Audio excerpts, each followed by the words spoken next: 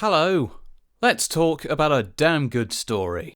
To the Moon was released on the 1st of November 2011 for PC by Freebird Games, marking their first commercial release, and is the brainchild of Can Reeves-Gow. Since then, it was later released on Android and iOS in mid-2017 and on the Nintendo Switch in early 2020. I first experienced it for myself in the summer of 2017, when my friend got it for my birthday. Suffice to say, I really enjoyed it. And lucky me that the sequel, Finding Paradise, would be only 6 months away instead of 6 years. As for why I'm reviewing To the Moon now, I recently replayed Finding Paradise and felt compelled to do an in-depth review of it. But reviewing that without covering To the Moon first would be an injustice, and if I'm going to review To the Moon as well, I might as well go the full mile and review all 3 main stories in the Sigmund Saga separately. God, I love sibilants. Now, as I've been alluding to the Moon, and all the games in the Sigmund Saga for that matter, is a very story-heavy game. And because this will be an in-depth analysis of the story and why it works so well, spoilers will be unavoidable. If, however, you've come to this video looking for a spoiler-free yes or no buyer's guide, I will throw you a bone. The premise is that you play as Doctors Eva Rosalind and Neil Watts of the Sigmund Corporation, a company that, through the powers of the memory editor, offers a wish fulfillment service to the dying and elderly. The memory editor allows the wish of the modern-day patient to be transferred to their youth, and their new life is generated from that in the form of new memories replacing the old. In order to do that, however, the doctors must journey backwards from the patient's most recent memories all the way to their childhood. Today's patient is Johnny Wiles, an elderly man with a simple request. He wants to go to the moon. He doesn't know why, he just does. The game is a heartfelt story about engaging, flawed, very human characters, and is one of the finest stories I've ever experienced.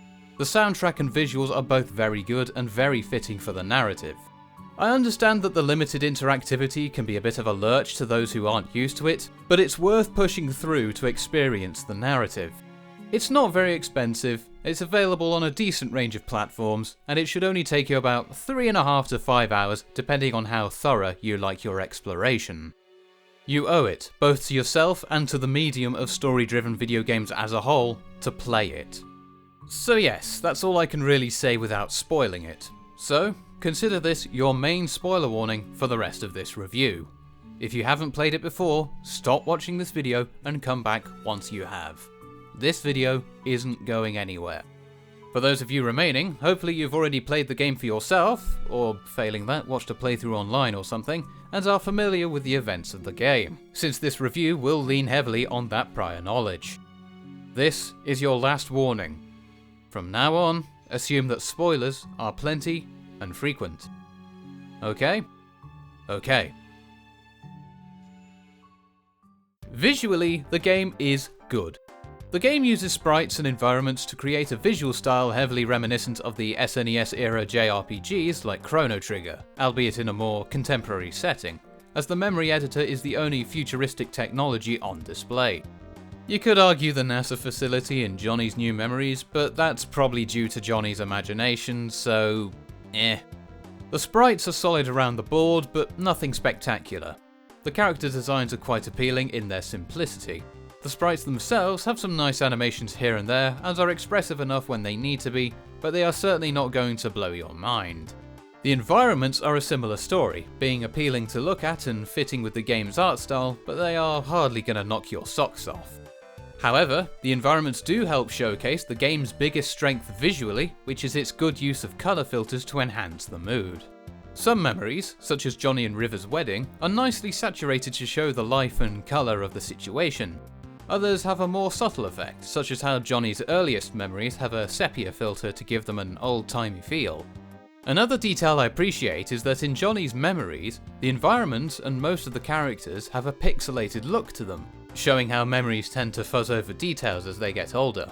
The pixelation can vary from the subtle, to the noticeable, to the straight up not remembering what people look like.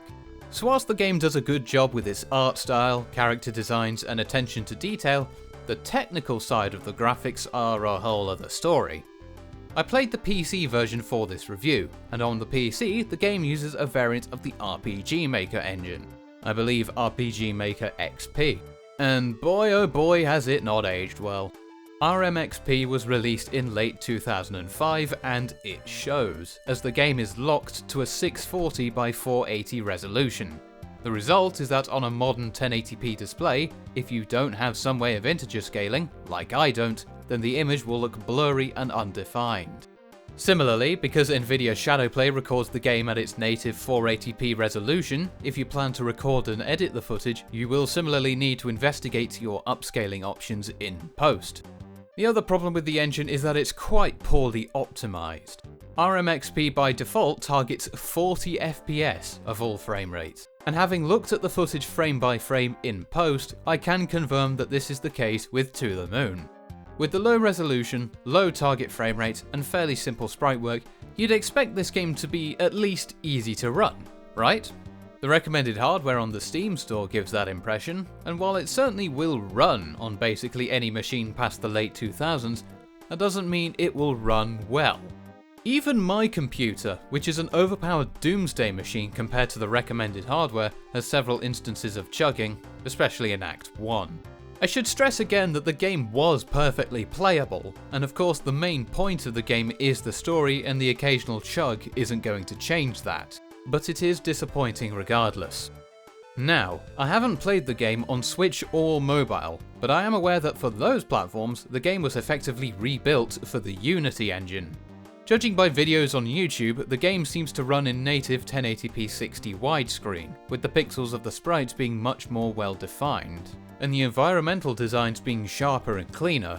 The UI and text boxes are also overhauled with a more pixel art style. To my knowledge, the Unity version has not been backported to PC, neither a free update nor a paid-for re-release, which is a shame, since it appears to be a significant improvement over the original version from a technical perspective. Don't get me wrong, the original still looks fine, and the visuals do what they need to do, but having seen the grass on the other side of the fence, it's hard not to feel a little left out. Moving on, the soundtrack is damn good in my opinion, if a bit lacking in quantity, but we'll get to that. The soundtrack was mostly composed by Kan Gao, with the main vocal track being composed and sung by Laura Shigehara. Much like the visuals, the music does a good job of fitting with the tone of the story on a moment-to-moment basis. There's a decent variety of instruments being used, with the piano taking centre stage, and what a piano it is. It can do it all, from light-hearted shenanigans, to the personal, to the melancholy, and even to the ominous and tense. Let's have a listen to a few, shall we?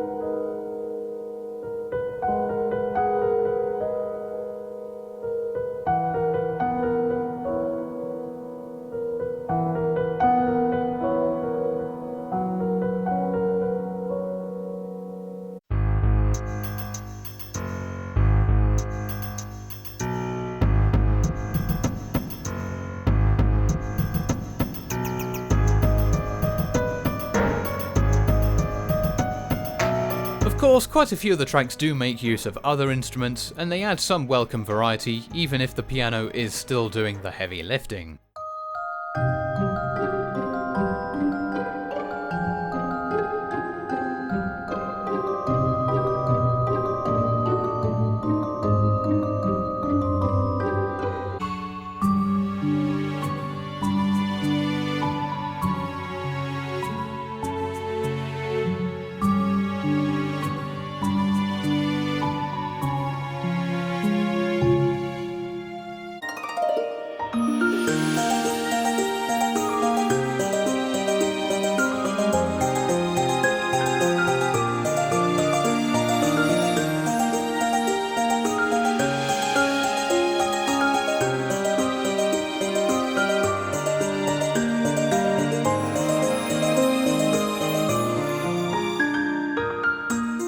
The aforementioned vocal track is Everything's Alright, and it's fine, albeit not really my cup of tea. The lyrics work well enough in the context of the story with Johnny and River's relationship, but I don't really listen to it outside of the game. In fact, that last tidbit could probably extend to the whole soundtrack for me.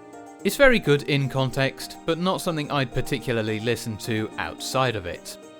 So remember when I said it was lacking in quantity? About that. I noticed that there were quite a few instances of the game using the same tracks as before, just playing at different speeds to pitch it up or down. Don't get me wrong, quality is always better than quantity, and this is a quality soundtrack.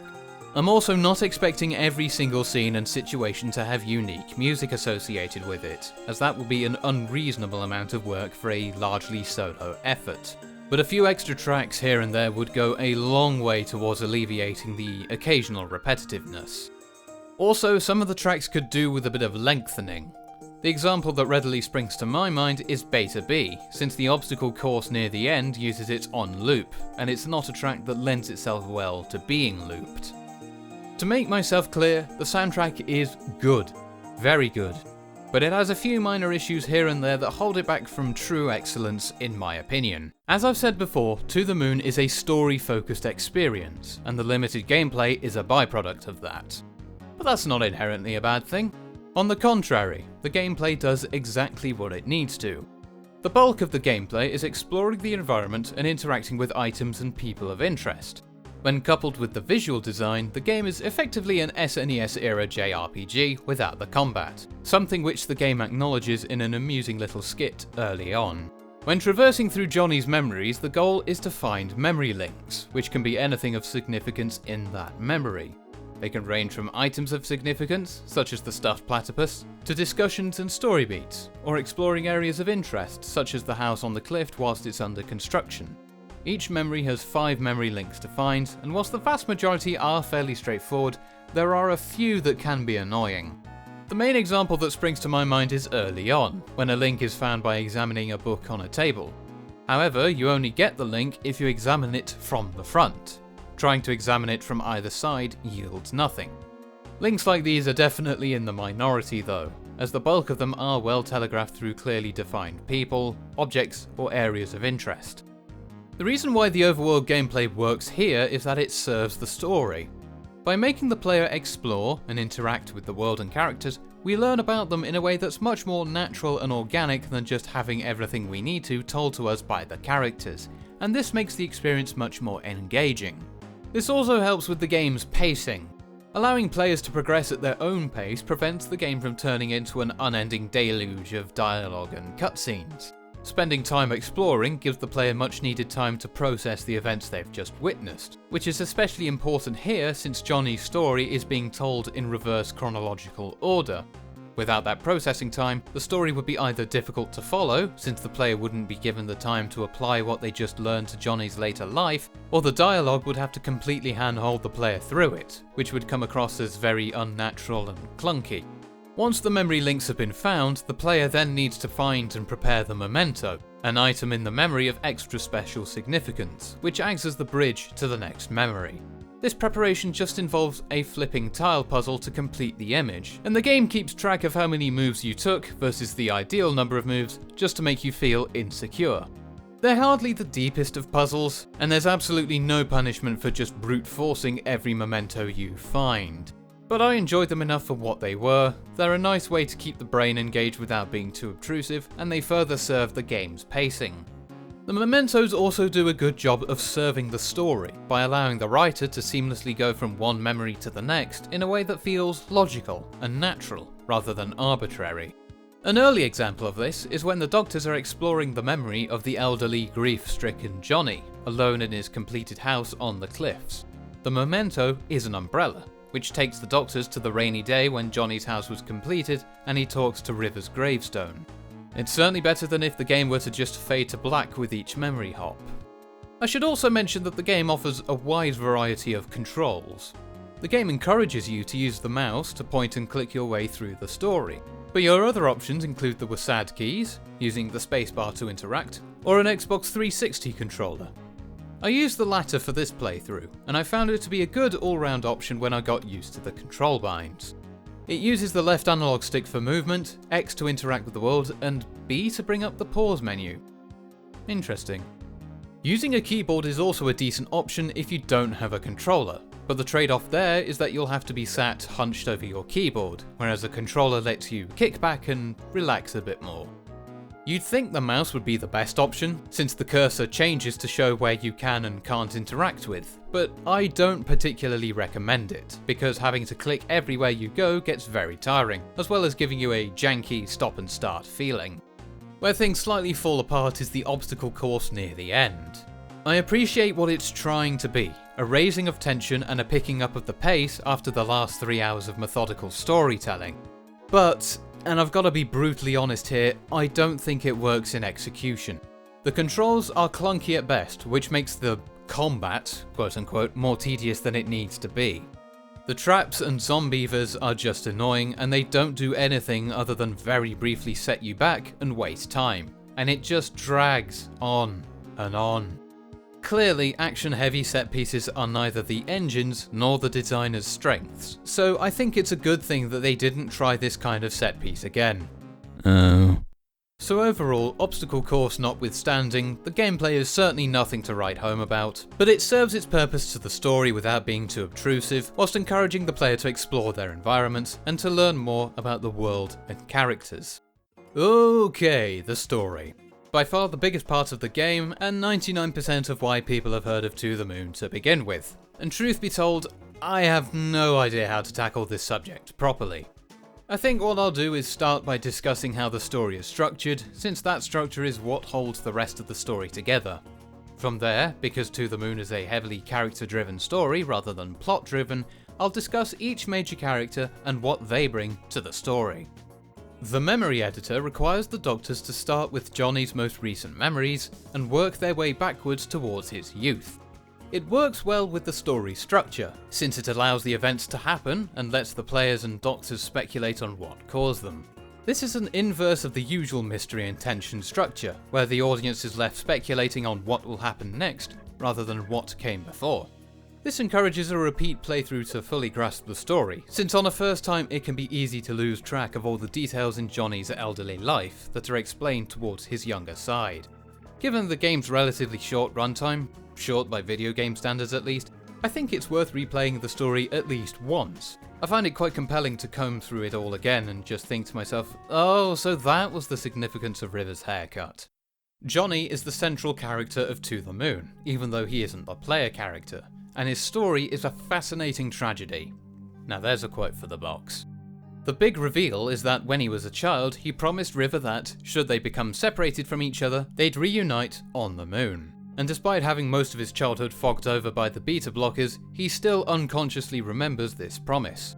After River dies of old age, he has a sudden and inexplicable urge to go to the moon, because he wants to reunite with her after they've been separated. Of course, if that was all there was to it, then To the Moon would be more of a heartwarming story about reunion than a gut punch of tragedy. That's where Joey enters. Or leaves, depending on how you want to look at things. Johnny's mother was less than subtle about Joey being the preferred child of the two. When Joey is killed, the mother ends up making Johnny live Joey's life, even if Johnny didn't realise it at the time. And this is reflected in the disparity between childhood and adulthood in Johnny's attitudes towards the Animorphs. What this means is that, between being the runt when Joey was alive and being made to fit Joey's mould after his death, Johnny was never able to live his own life. This is what drove his insecurities about being just another person to add to the list, an insecurity that plagued him throughout his entire life, and what made him want to go out with River in their teenage years. Johnny wanted to be with River because she had developmental conditions, albeit diagnosed at the time, thinking that being with her would make him unique and special. Obviously a very selfish reason for being with anyone, and something that the game rightly condemns.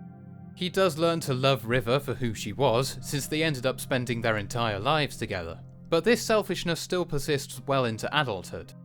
This is most clearly shown when River is diagnosed as an adult, in which Johnny refuses to read the book on River's condition. He doesn't want to understand it because, in his mind, to understand River as part of a collective is to make her less special, and if River is less special, he is less special. And the tragedy is that, were Joey still alive, Johnny may very well have had a far happier life. Had Joey not been killed, Johnny could have been freer to live his life and not Joey's, even if he would have still been in his shadow.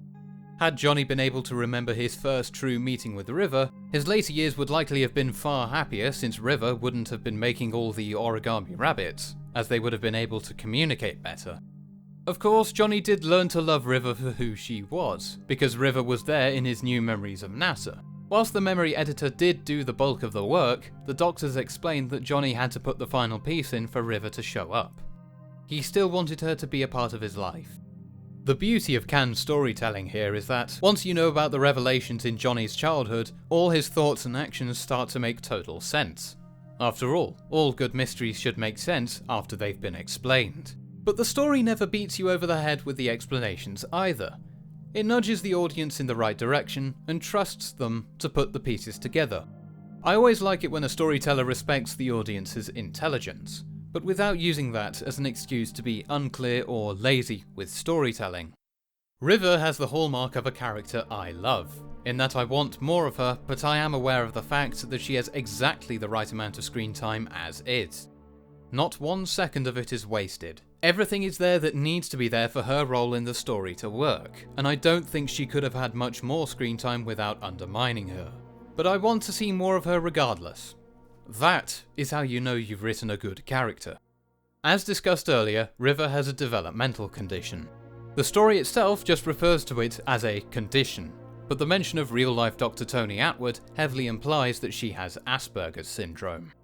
The game does a good job of putting the player in Johnny's shoes by limiting them to Johnny's perspective. River's story is also a tragic one like Johnny's, as when she realises that Johnny forgot their first meeting together, she spends the rest of her life trying to jostle his memory. Presumably due to her condition, she is unable or unwilling to directly tell Johnny what he forgot. However, because neither of them knew about the beta blockers, her efforts would ultimately be in vain, leaving Johnny confused and depressed for the rest of his life. The tragedy is that, had either of them known of the trauma that occurred in Johnny's childhood, it's possible they could have worked things out and come to an understanding. But instead, Johnny was left haunted by the origami rabbits she made, and River died, presumably heartbroken that her husband forgot their first meeting. I say heartbroken because she married Johnny and they spent their entire adult lives together, and I sincerely doubt that she would have done that had she not loved him like that. The other tragedy is that, since River isn't the patient, she never got the closure that Johnny did. She died, unable to make Johnny remember their first meeting together, and that is how she will have died, forever. What I like about River is that she's a very sensitive and human portrayal of someone with her condition. It would be very easily for a neurotypical writer to fall into the trap of writing River as some weird, socially inept woman with strange obsessions. But instead, River is a well-fleshed out character with very human interests and likes. She enjoys equine therapy, she has favourite books since childhood, she deeply loves the friends and family in her life, even if she struggles to express it.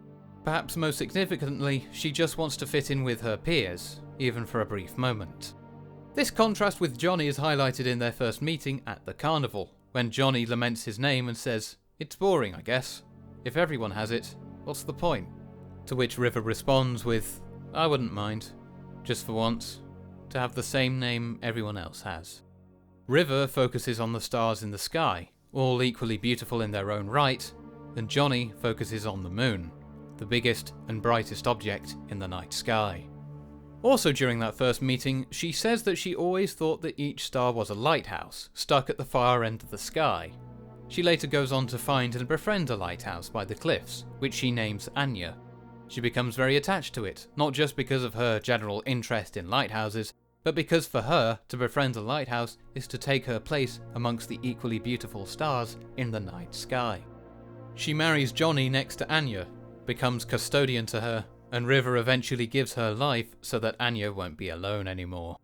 River is a wonderfully compelling character to the very end, and when my only thoughts are, I want to see more of her, you know you're on the right tracks. The Doctors are the outsiders looking in, which makes them great choices for the player characters since they don't know any more about Johnny than the player does. They also serve as the game's comedic relief for the bulk of the runtime. Since they do this for a living, there's an air of routine in everything they do, which gives rise to their detached and slightly cynical outlook on events, expressed through their jokes and snide remarks.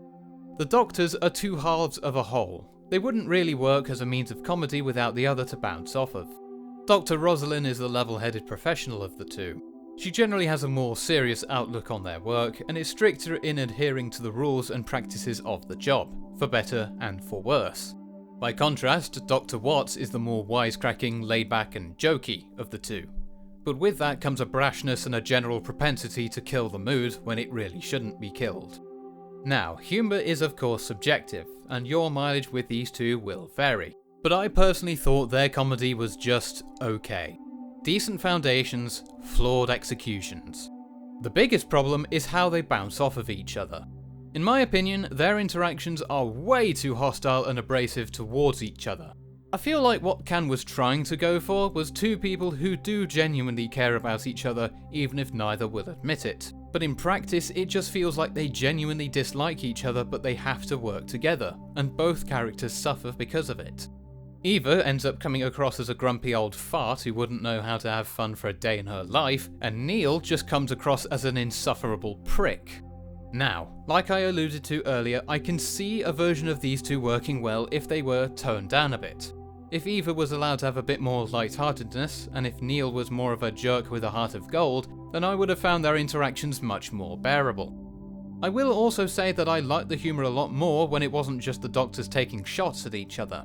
Things like the piano in the TARDIS, Neil yelling at teenage Johnny to nut up when asking River out, or even the montage of Eva and Neil trying increasingly desperate ways to get Johnny to go to the moon. The humour generally shines when it's succinct and to the point, and it flounders when it keeps stretching a joke way beyond the point of diminishing returns. But beyond humour, the Doctors do take centre stage in the last half hour of the story. By this point, we've learned that the moon is the meeting place for Johnny and River should they become separated from each other. And thus, the Doctors have a dilemma. To fulfill Johnny's wish, he can never see River again after their first meeting, otherwise he'd have no reason to go to the moon. But doing so would mean that Johnny would also never get to experience the good times with River. Eva decides to go ahead with it, Neil objects. Eva's main argument is that the paperwork has been signed and they are legally obliged to fulfill Johnny's wish, and failure to do so will result in court hearings. Neil's main argument is that helping Johnny die happily is more important than fulfilling the contract, and that Johnny would be happier with the life he had rather than a life without River. Both sides raise good points, and it's an interesting moral question. Is it better to go against the wishes of a patient if it results in a happier life overall? The problem I have, however, is that Eva just doesn't communicate effectively with Neil for seemingly no reason other than to add conflict. In Johnny's new life, Joey never died and Johnny never saw River after their first meeting. After decades of work, Johnny finally makes it to NASA and is shown around the facility. At a meet and greet with the other astronauts, River shows up. She hadn't been removed altogether, but moved. In a vacuum, such as, say, the vacuum of space, it's a lovely scene of how much River meant to Johnny, as he had to put in the last piece for her to show up. The problem is that if this was the plan all along, why didn't Eva just tell Neil that this was the idea? I sincerely doubt that Neil would have objected had he known that Johnny was hopefully going to have his cake and eat it too. Saying ominous things like, "I'm only risking losing River because I believe in her," just doesn't cut it in the communication department.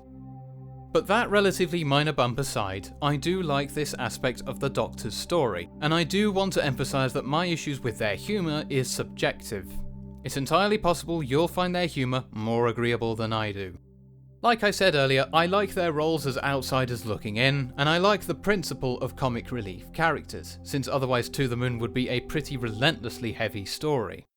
The only other characters really worth talking about are Nicholas and Isabel. Nicholas is Johnny's lifelong friend and his voice of reason. His main purpose is to rightly criticise Johnny when he reveals why he wanted to ask River out, and generally acts as Johnny's self-awareness. Isabel is a family friend of Johnny, River and Nicholas. She has the same condition as River, albeit diagnosed at a much younger age, and as such learnt how to act neurotypical. Her main role is that she attempts to bridge the gap between Johnny and River. Because she has the same condition, she understands River better than Johnny does. but is able to articulate her thoughts and feelings better compared to River. Her monologue in the bookshop cafe also highlights her own tragedy, as whilst she's learnt to act neurotypical and can therefore better fit in, said acting has also caused her to lose herself. She also sticks up for River when Johnny attempts to take matters into his own hands. When River falls ill and they can't afford to both treat her illness and build their dream house, Johnny plans to lie to River about being able to afford both, instead of letting her choose. Isabel calls him out on his arrogance, arguing that River should be allowed to choose for herself, and says, "I really dislike it when you neurotypicals think you know what's best for others." So all in all, whilst they obviously aren't as fleshed out as Johnny or River, these two still have their purpose, and they do that purpose quite well. In summary, To the Moon ticks most of the boxes for me when it comes to story-driven video games. The story itself is a well-paced, heartfelt journey driven by down-to-earth, engaging characters. The gameplay, despite its limited nature, does a good job of furthering the themes of the story, whilst encouraging the player to explore and engage with their environments. The visuals have a nice art style with a timeless edge, making good use of colour filters to enhance the mood of a scene. Which is just as well, since technically they do leave a fair bit to be desired. The soundtrack, whilst lacking in terms of raw content, is also good at adding to the scenes, and the music that is there is very well composed and shows Can's ability to do a lot with relatively few instruments. The only critiques worth mentioning are the humour as provided by the two doctors, which is hit and miss at best, as well as the obstacle course towards the end. It's easily the low point of the game, as not only is it bad from a gameplay perspective, it's also reliant on Eva's poor communication for in-story justification. But overall, those issues are relatively minor hiccups in an otherwise genuinely excellent story. Overall, To the Moon has held up remarkably well in the 11 years since its initial release, and has laid an incredibly strong foundation for future stories to expand on. And the first of those future stories is Finding Paradise, which will be the next game in the Sigmund saga I will review. But until then, thank you for watching.